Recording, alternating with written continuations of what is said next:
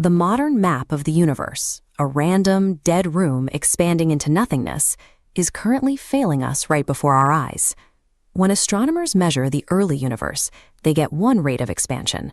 When they measure the late universe, they get another. These core measurements now openly contradict each other, creating a discrepancy researchers call the Hubble tension. Observations of cosmic birefringence show ancient light twisting at a predictable angle as it travels through the void. This suggests the universe is not perfectly random, but possesses a structured orientation. Even at the edge of our own solar system, the Voyager probes discovered that the heliosphere does not simply fade away.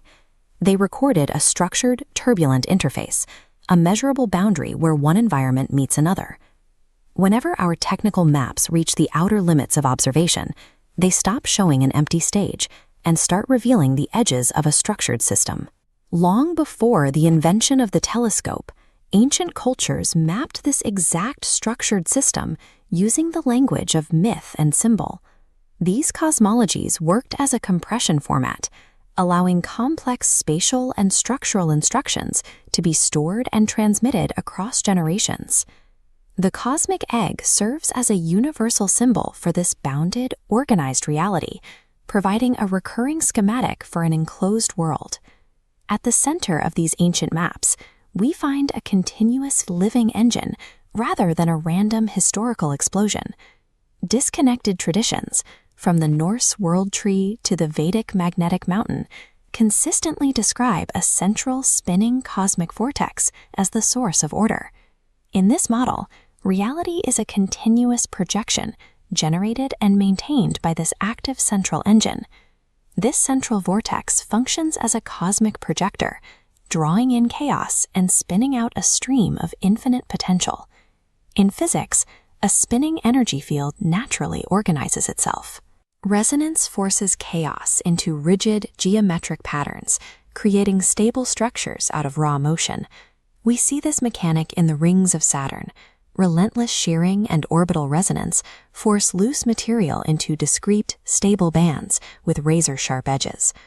If the raw energy of the central vortex reached an observer directly, its uncompressed frequency would instantly overwhelm the receiver. To maintain stability, the universe utilizes concentric lands, resonant shells designed to filter and step down this central frequency into usable increments. Ancient traditions describe these nested realms, or lokas, as a series of spheres encircling the center. These are not physical continents of rock, but structural layers of the system. Each shell functions as a translation layer, slowing and crystallizing energy as it moves further from the source.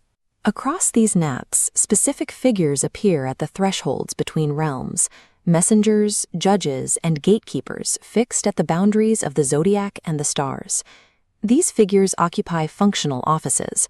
Because they are consistently tied to threshold actions like weighing, timing, or opening, they can be read as job titles within a cosmic routing system. These gatekeepers function as interface logics.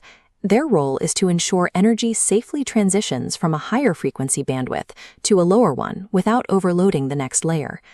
The heavens and underworlds of ancient maps are actually an active operating system regulating the outbound flow of creation. This stepped-down energy eventually reaches the outermost concentric land, the material world. The cosmic shell or firmament described in ancient texts functions as an essential observer safety architecture, defining the parameters of our local environment. Without these layered bandwidth boundaries, the uncompressed signal of the vortex would flood the system, making finite experience impossible. The human nervous system mirrors the mechanics of this cosmic array, following the principle of as above, so below.